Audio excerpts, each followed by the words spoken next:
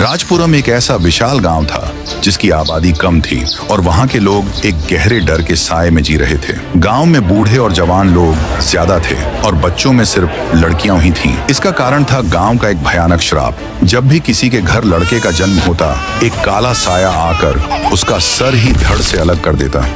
बच्चा पहली सांस भी नहीं ले पाता था। यह एक ऐसी विकट समस्या थी जिसने गांव के लोगों को निराशा में डुबो दिया था। कम आबादी के चलते गांव में व्यापार, स्कूल सब बंद हो चुके थे और प्रगति पूरी तरह थम सी चुकी थी। इसी माहौल में एक दोपहर एक औरत अपने घर में खाना बना रही थी कि अचानक उसे चक्कर आया और वह गिर पड़ी।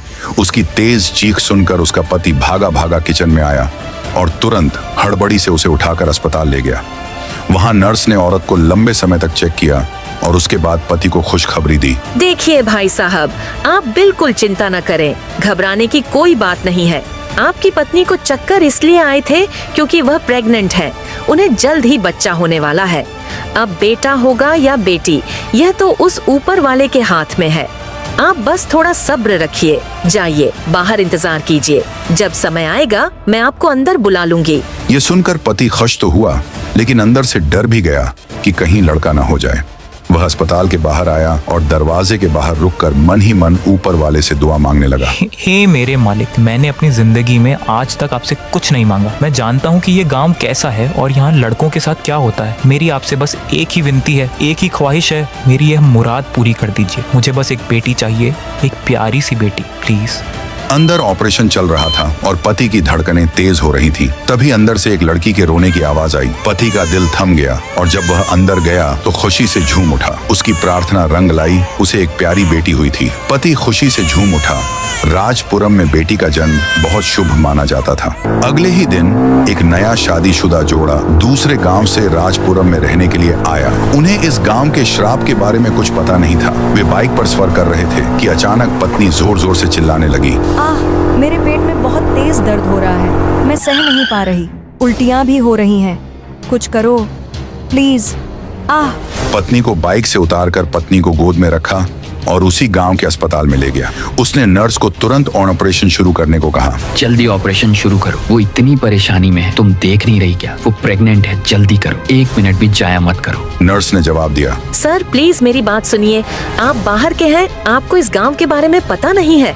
मैं आपको कह रही हूँ यहाँ ऑपरेशन मत कराइए। ये सुनकर पति का गुस्सा भड़क उठा और बोला, मुझे पता से तुम डॉक्टर लोगों का क्या होता है। तुम्हें ज्यादा पैसा चाहिए है ना? हाँ, मैं तुम्हें ज्यादा पैसे दूंगा, जितना मांगोगी दूंगा, पर अब जल्दी करो वरना माँ और बच्चा दोनों मर जाएंगे। जल्दी करो। नर्स ने समझा के कहा, मैं ये ऑपरेशन नहीं करूँगी। अगर तुमने अभी काम शुरू नहीं किया तो देख लेना। ठीक है सर, जैसा आप कहते हैं, आप जाइए और बाहर इंतजार कीजिए। फिर पति हॉस्पिटल के बाहर रुक गया। कुछ देर बाद वही हुआ जिसका डर था। एक लड़का पैदा हुआ और उसी पल उसका सिर धड़ से अलग हो गया। बच्चा मर चुका था। पति यह दृश्य देखकर जोर जोर से रोने लगा। उसने नर्स को कोसना शुरू कर दिया। ये क्या कर दिया तूने, फर्जी डिग्री वाली नर्स? तूने मेरे बच्चे को मार डाला। तुझे जरा सी भी अकल है या नहीं? तू 7वीं फेल है क्या? अब बस बहुत हो गया। मैं तुझ पर ऐसा केस ठोकूंगा कि तू जिंदगी भर जेल की काल कोठरी में सड़ेगी। नर्स रो पड़ी और बोली, इसमें मेरी कोई गलती नहीं है सर। ये कोई हादसा नहीं है, ये इस गांव का श्राप है। मैंने आपको यही तो समझाने की कोशिश की थी कि यहाँ जब भी कोई लड़का पैदा होता है तो उसका सिर धड़ से अलग हो जाता है। आपने मुझे बोलने ही नहीं दिया। अब मुझे दोष मत दीजिए। पति को जोरदार सदमा लगा और उसे अपनी गलती पर बहुत पछतावा हुआ। वो अपने पत्नी और मरे हुए बच्चे को हॉस्पिटल बेड पर रख के बच्चे को दफनाने के लिए ले जाने लगता है। वो रास्ते में जाते जाते रो रहा था। तभी उसी गली से राइस्टार चलते हुए आ रहा था। राइस्टार मरे हुए बच्चे को देख दंग रह गया। उसके रोंगटे खड़े हो गए। राइस्टार ने आदमी से पूछा, माफ करना भाई साहब, पर आपकी ये कैसी हालत हो गई? क्या कोई दुर्घटना हुई है, एक्सीडेंट वगैरह? राइस्टार भी गांव में नया था। आदमी ने रोते हुए जवाब दिया, भाई साहब, इस मनहूस गांव में रहने के लिए आना मेरी जिंदगी की सबसे बड़ी भूल थी। ये गांव नहीं, ये तो एक काला साया है। यहाँ पहुँचते ही मेरी पत्नी रूपा दर्द से चीखने लगी। उसे बच्चा होने वाला था, इसलिए मैं उसे तुरंत अस्पताल ले आया। पर जैसे ही मेरा बच्चा पैदा हुआ वह तुरंत मर गया। नर्स से पूछने पर उसने बताया कि यहाँ लड़का पैदा होते ही मर जाता है। यह श्राप है इस गांव का। इसके बाद वह और कुछ नहीं कह पाया और भारी कदमों से रोते हुए कब्रिस्तान की तरफ आगे बढ़ गया। राइस्टार दंग रह गया। उसने गांव में कदम रखते ही एक ऐसी हकीकत देख ली थी जिसके बारे में उसने कभी सोचा भी नहीं था। राइस्टार ने गांव के बीचों बीच जाना शुरू किया। वह इधर उधर देख रहा था, किसी ऐसे आदमी को ढूंढ रहा था जो उसे सच बता सके। उसने देखा कि एक बूढ़े चाचा जी अपने घर से बाहर निकले। फिर राइस्टार ने जोर से आवाज दी, चाचा जी, चाचा जी। रुकिए। चाचा जी वहीं रुक गए और मुड़कर पूछा, अरे बेटा, क्या बात है? क्या मदद चाहिए? जल्दी पूछो, मुझे तो खेत पर काम है। राइस्टार ने पूछा, चाचा जी, मुझे एक राज जानना है। चाचा जी ने पूछा, कैसा राज बेटा? राइस्टार ने हिम्मत करके कहा, मैंने सुना है कि इस गांव में जब भी लड़का पैदा होता है तो उसका सिर धड़ से अलग हो जाता है, वह तुरंत मर जाता है। चाचा जी, इसके पीछे क्या कहानी है? लड़के क्यों मारे जाते हैं? चाचा जी एक गहरी सांस लेकर बोले, अरे बेटा, ये बहुत पुरानी कहानी है। इतनी पुरानी कि जब इस गांव पर नेता नहीं बल्कि एक राजा राज करता था। उस राजा का नाम था थुंग थुंग। वह बहुत खतरनाक राजा था। वह अकेले नहीं बल्कि 26 और गांवों पर राज करता था। उसकी 2 पत्नियां थीं, एक का नाम सिमरन और दूसरी का नाम मिस्टी। थुंग थुंग अपनी दोनों रानियों से बहुत प्यार करता था और उनकी हर इच्छा पूरी करता था।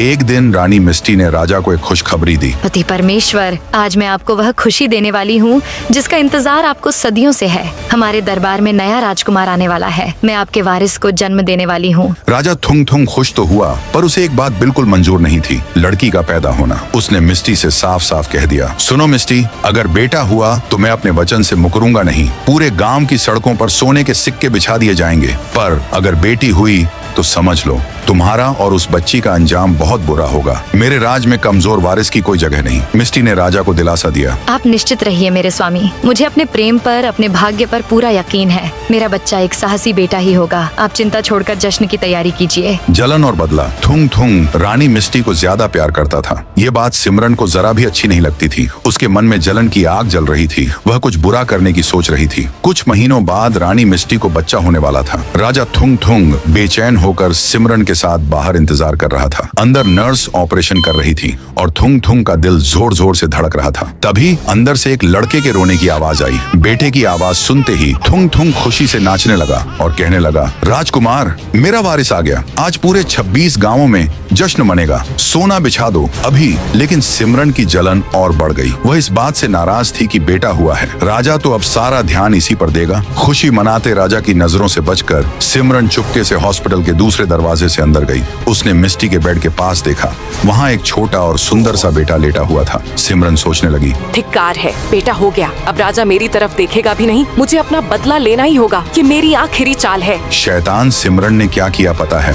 उसने मिस्टी के बेटे को उठा लिया और उसकी जगह पर एक दूसरे की लड़की को रख दिया और उस लड़के को लड़की के बिस्तर के पास रख दिया। ऐसा करके सिमरन मन ही मन बहुत खुश हुई। अब आएगा मजा। राजा लड़की को देखेगा तो गुस्से से आग बबूला हो जाएगा। वह उसे जायदाद से और मिस्टी को महल से बाहर फेंक देगा। सारी जायदाद मेरी हो जाएगी और मेरा अपना बेटा ही असली राजकुमार बनेगा। राजा थुंग थुंग खुशी से फूला नहीं समा रहा था। वह नाचते नाचते हॉस्पिटल के कमरे में घुसा। जैसे ही उसने मिस्टी के बिस्तर के पास देखा, वहाँ एक छोटी सी लड़की रो रही थी। राजा का चेहरा खुशी से भयानक क्रोध में बदल गया। उसकी आंखें लाल हो गईं। थुंग थुंग गरजा, ये क्या बकवास है? एक राजकुमारी? ये कैसे हो सकता है? तुमने मुझे धोखा दिया। अब होगा तांडव। मिस्टी, तू अब मेरे वश में आ जा। कुछ घंटों बाद मिस्टी को राजा के सामने दरबार में लाया गया। वह रो रही थी और हकीकत से अनजान थी कि उसके साथ क्या हुआ है। वह थुंग थुंग को बोली, मुझे माफ कर दीजिए। मुझे नहीं पता ये कैसे हो गया। मैंने सच में एक लड़के के रोने की आवाज सुनी थी। पर एक राजकुमारी भी राज्य को संभाल सकती है। वह आपका नाम रोशन करेगी। राजा थुंग थुंग गुस्से से कांप रहा था।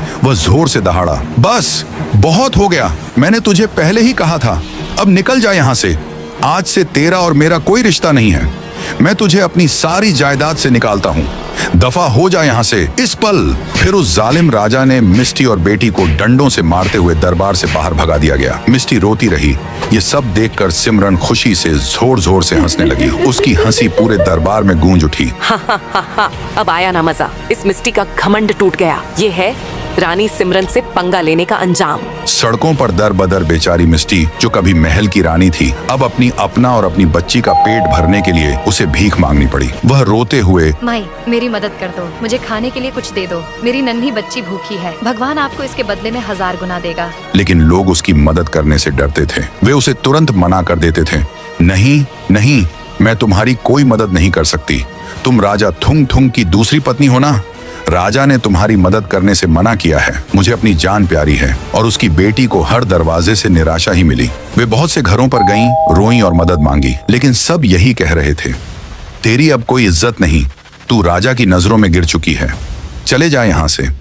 और कई जगह तो लोगों ने उन्हें धक्के मारकर और डंडे से मारकर भगा दिया। मिस्टी दर बदर भटकती रही।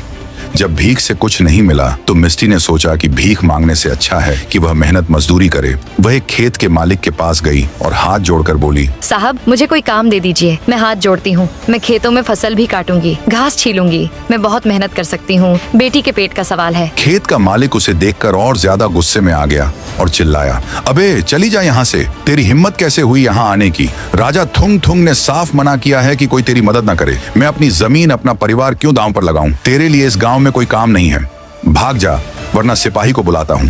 फिर मिस्टी और उसकी बेटी एक रास्ते से जा रही थी। माँ के पास अपनी बच्ची को देने के लिए कुछ नहीं था, एक रोटी का टुकड़ा भी नहीं। तभी मिस्टी की नन्ही बेटी रोते हुए, दर्द से बिलखते हुए अपनी माँ से बोली, माँ मुझे बहुत भूख लगी है, तुमने मुझे कुछ खाने नहीं दिया।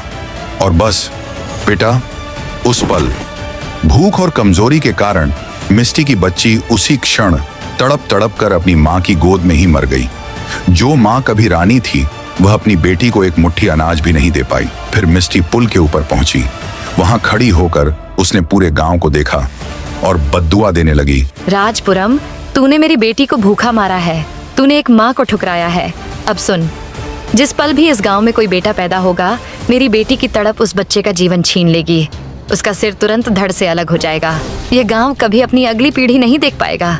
ये मेरा शाप है। और उस शाप को देते ही वह रानी मिस्टी उसी पुल से कूदकर आत्महत्या कर ली। उसकी आत्मा उसी क्षण एक भयानक शक्ति बन गई। इसीलिए बेटा, उस दिन से लेकर आज तक जब भी इस गांव में कोई लड़का पैदा होता है तो वह तुरंत मर जाता है, उसका सर धड़ से अलग हो जाता है। हम गांव वाले उस शक्तिशाली शाप का कुछ भी बिगाड़ नहीं सकते। एक बार हमने एक बड़े साधु को बुलाया था इस शाप को खत्म करने के लिए, लेकिन अगले ही दिन साधु के 26 टुकड़े जितने गांव पर थुंग थुंग राज करता था, नदी में पाए गए। उस चुड़ैल बनी मिस्टी की आत्मा को कोई छू भी नहीं सकता। ये सुनकर राई स्टार के रोंगटे खड़े हो गए। उसकी आंखों में अब डर नहीं, बल्कि एक नया संकल्प था। राई स्टार, बस चाचा जी, अब बहुत हो गया, मैं करूंगा इस बद्दुआ को खत्म। मैं उस चुड़ैल बनी रानी मिस्टी की आत्मा से इस गांव को आजाद कराऊंगा। तो दोस्तों, अगर आपको ये कहानी अच्छी लगी हो तो प्यारा सा कमेंट जरूर करना और चैनल को सब्सक्राइब करके बताना कि आपको पार्ट 2 चाहिए या नहीं।